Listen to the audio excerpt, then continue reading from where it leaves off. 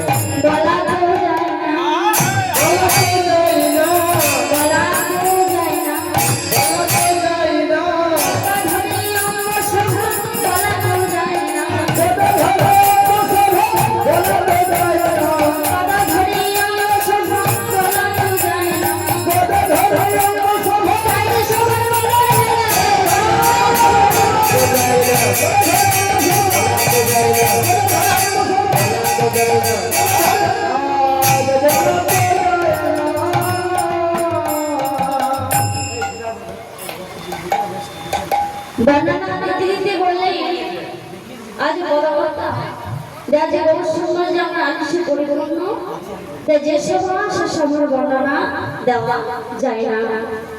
যে কারণ আজ গৌরহরি আমার আলিশে পরিপূর্ণ, আলিশে পরিপূর্ণ। তাই পদকর্তা তাই দেখে কি বললেন না মেঘের সাথে তুলনা করলেন। হ্যাঁ, মেঘের সাথে তুলনা করলেন গৌরহরি আমার এমন ভাবে ঘুমিয়ে আছে।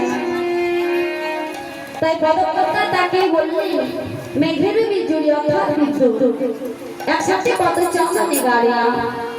তাই বসুদের গরমখানে আজ বিধি নির্মাণ করল।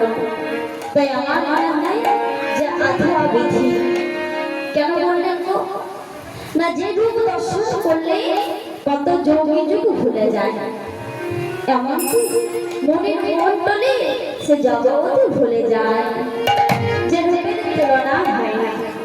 তাহলে বিধি সেই রূপ দর্শন করলো না, তাহলে সত্যি বিধি আমি যদি দর্শন করতে গো তবে কি সে ছেড়ে দিত?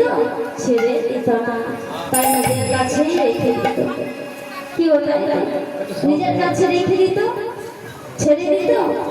তাই যেটা গৌরহরি আমার এই কথা বলছে আমার সময় গৌরহরি আমার যে ভূমি আছে নিদ্রাচ্ছিন্ন হয়ে আছে। তাই ভক্ত মানে গলা বলে বলছে যে আমাদের গৌরহরিকে জানবে না, আমাদের গৌরহরিকে ঘিরে থাকবে। তাই সমস্ত ভক্তগণ বলে উঠল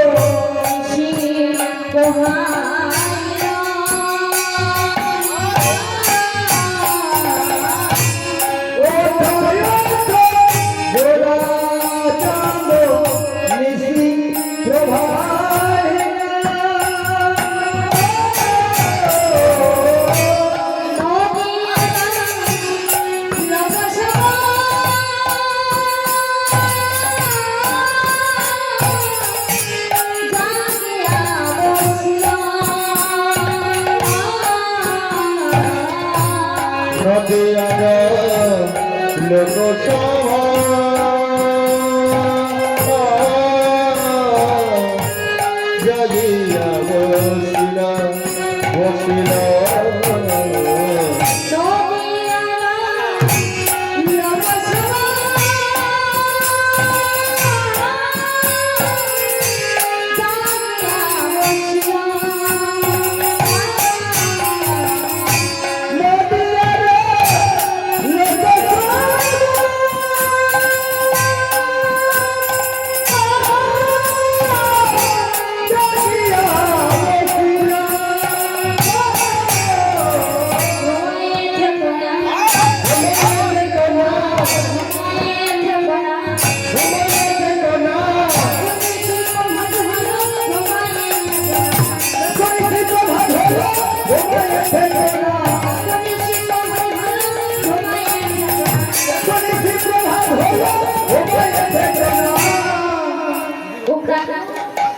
আর ঘুমাই দেখো এবার ওঠো এবার ওঠো যে নিশি প্রভাত হতে যাচ্ছে এবার ওঠো গা তুলে দেখো তোমার যত সব ভক্ত দিল তোমার এই চাঁদ আমাদের দেখবো বলে সকলে দাঁড়ায় আছে সবে দাঁড়ায় রয়েছে